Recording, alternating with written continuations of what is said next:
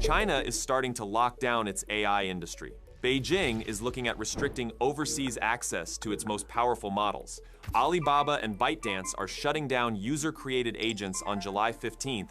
DeepSeek is building its own inference chip to reduce reliance on NVIDIA, and MoWorld just claimed a 50 frames per second real-time world model running on domestic NPU hardware.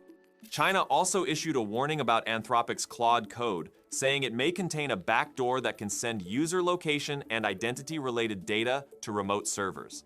And while China is tightening control, OpenAI is preparing GPT 5.6 for launch on Thursday, July 9th, while Anthropic has extended Fable 5 access for 5 more days. Obviously, things are moving fast, so let's talk. All right, so according to Reuters, Chinese authorities have been meeting with some of the country's most important AI companies over the past month. Alibaba was involved, ByteDance was involved, and ZAI was involved too. And this was not just about normal content moderation. The question was whether Beijing should restrict overseas access to China's most advanced AI models, including models that have not even been released yet. That is a major shift, because Chinese AI models became popular globally for the exact opposite reason. They were cheap, strong, and easy to access. DeepSeek's R1 changed the perception last year because it showed that Chinese labs were becoming genuinely competitive. Then Alibaba's Qwen, ByteDance's Dubao, and ZAI's GLM models started spreading because they offered strong performance at much lower cost. GLM 5.2 especially is getting attention because people are comparing it to leading US models, but at far lower pricing. So from Beijing's perspective, the question becomes obvious. If these models are that powerful and foreign developers can use them freely, is China just giving away strategic technology? The meetings were reportedly led by China's Ministry of Commerce, with officials from the National Development and Reform Commission also attending. They discussed limits on closed models and more open versions, including open-weight systems that users can download, run locally, customize, and build on top of. Once that type of model is out, control becomes almost impossible. Officials also discussed tougher penalties for AI leaks or theft, including making theft of proprietary AI technology an offense under China's national security law. They also raised possible restrictions on who can fund domestic AI startups. So this is not only about model access. It is about investment, ownership, exports, and whether China's best AI systems should be treated as national assets. Nothing is final yet. Reuters says the scope is still being debated, the rules may only apply to future models, and it is not clear when or if they come into force. But the direction is clear. China is moving toward the same logic the US has started using. Frontier AI is not just software anymore, it is power. And there are already signs. In April, the state planner reportedly ordered Meta to unwind its $2 billion acquisition of Manus, a Chinese-founded AI startup. In early June, China tightened control over overseas deals involving Chinese investors, technology, data, and national security. Reuters also says authorities investigated Manus and other local AI startups that moved abroad. And in May, Chinese legal experts discussed a tiered system where basic open-source tools might only need a filing. Advanced tools could face security reviews, and the most sensitive frontier models could be restricted to domestic use only. And right next to that, China is tightening control over AI agents.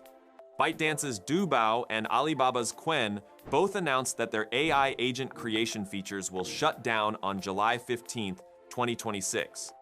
After that, users will not be able to create new agents, and existing user-created agents will stop working. During a transition period, users can still view configurations and chat histories, but both platforms are telling people to back up important content through screenshots or text exports.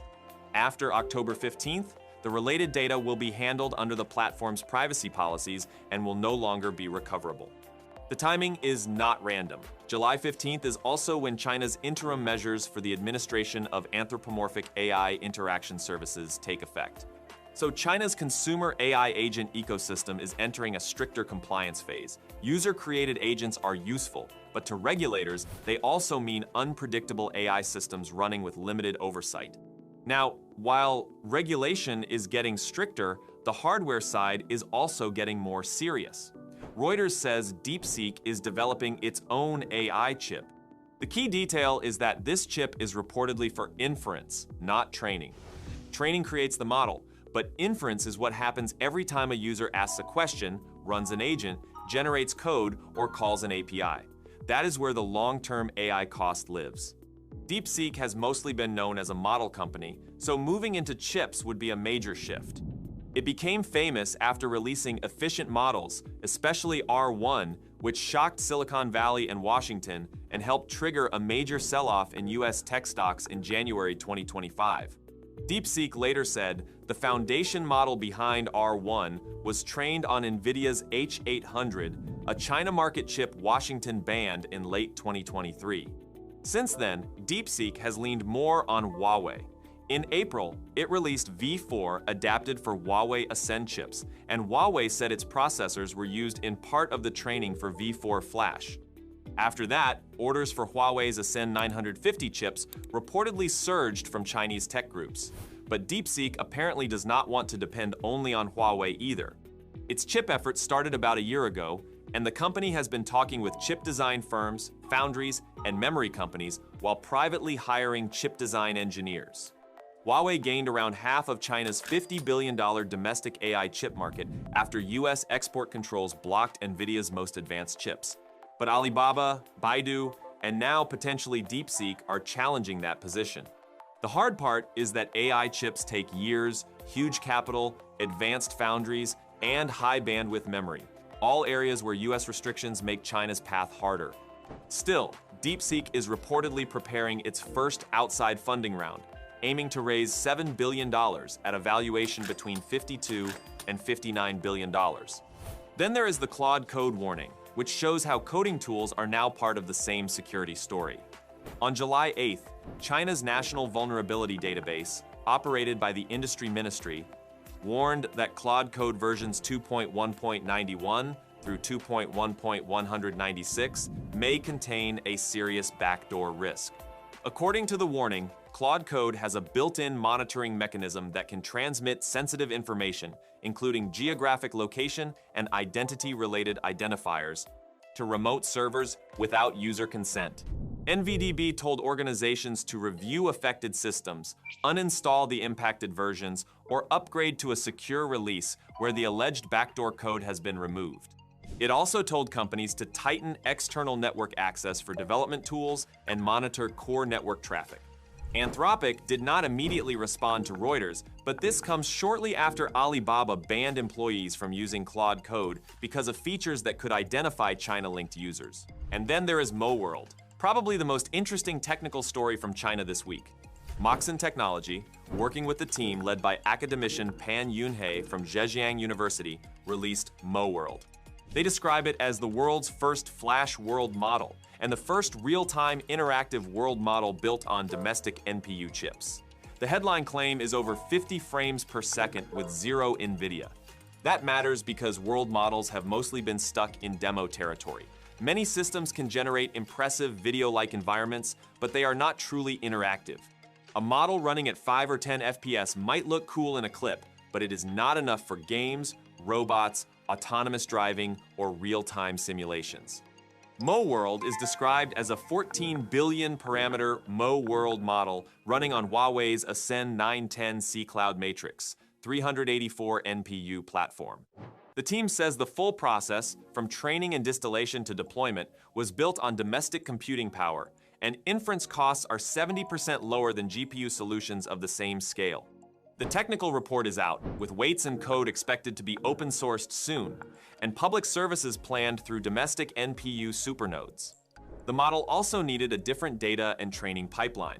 World models need video, text, camera trajectories, object geometry, and spatial structure. MoWorld's team says it used self-collected, fully 3D annotated datasets, plus domestic NPU methods like ultra-dense attention parallelism and long-sequence token parallelism. They claim this enables training and inference up to 2,000 frames, with pipeline execution, hierarchical sequence parallelism, and mixed precision quantization. The use cases are where this gets interesting. MoWorld supports full 6 degrees of freedom camera control with WASD keys and mouse movement. It supports 1080p and above across natural landscapes, anime, game scenes, and animation-style worlds. It could be used for robotics and autonomous driving training, film previews, digital twins, 3D reconstruction, architecture, virtual exhibitions, and immersive games. Moxon is calling this a deep-seek moment for physical AI. World models are still early, and standards are not locked in yet. If China can make domestic NPUs work for real-time world models at lower cost, it gets a chance to help define the category. Moxon has also raised over $100 million from national-level strategic reserve capital, Middle Eastern dollar funds, leading market funds, and more than a dozen industrial investors after earlier backing from Hubble Investment, linked to Huawei, and a fund under Legend Holdings. Now, on the US side, OpenAI is set to publicly launch GPT 5.6 on Thursday, July 9th, after delaying the rollout last month at the request of the US government. During the delay, access was limited to a small group of vetted partners whose details were shared with authorities. The launch includes GPT 5.6 Sol, described as OpenAI's most capable model, plus Terra and Luna. Axios reported that the Trump administration approved the broader launch after additional testing and meetings with OpenAI. This fits into a new US framework where AI developers can voluntarily provide covered frontier models to the government for up to 30 days before release. So, GPT 5.6 is launching in a world where frontier models are being reviewed, delayed, and treated as national security risks before the public ever touches them. Anthropic is part of the same story. In June, the US ordered that foreign nationals should not have access to Anthropic's most advanced Fable and Mythos models. Anthropic disabled them globally because it could not verify nationality in real time. Fable later came back after safeguards, but Mythos is still limited to some trusted US organizations because it is designed for cybersecurity. China is especially worried about Mythos because it could potentially exploit software vulnerabilities, and Zhou Hongyi from 360 has said China needs its own version. And the latest Anthropic update is that Fable 5 free access has been extended by 5 more days. It was supposed to go offline on July 7th, but Anthropic extended limited-time free access until July 12th. The rules stay the same. Users get a 50% weekly usage quota, and after that, they need to buy credits. But the more useful part is Anthropic showing people how to use expensive frontier models more efficiently. Their message is basically, do not use the strongest model for every step. Use Fable 5 as the brain, and cheaper models as workers. In advisor mode, Sonnet 5 handles most of the task, and Fable 5 only steps in at critical decision points. On SWE Bench Pro, this reportedly gets about 92% of Fable 5's standalone performance at around 63% of the cost. In Orchestrator mode, Fable 5 acts as the commander, breaks down the work, and sends heavy research to Sonnet 5 sub-agents. On Browse Comp, that setup reportedly reaches 96% of Fable 5's performance at only 46% of the cost. Anthropic also showed a Claude Cookbook example. The task was to verify entrance fees and reservation policies for 10 of the largest US national parks, checking 20 facts against official nps.gov pages with no memory-based answers. A single Fable 5 run would cost about $4 and take 608 seconds. The orchestrated setup cost about $1.61, finished in 194 seconds, and more than 80% of tokens were billed to cheaper worker models. Developers are also trying to preserve Fable 5's behavior while they still can by extracting its thinking patterns into project instructions, porting them into Opus 4.8, rewriting cloud.md files, creating custom skills, and turning research into Obsidian-ready notes. So while Fable 5 access may only be extended until July 12th, the bigger lesson is that frontier AI may not be one expensive model doing everything. It may be one powerful model making the important calls, while cheaper models quietly do most of the work underneath. Alright, that's it for this one. Drop your thoughts in the comments, thanks for watching, and I'll see you in the next video.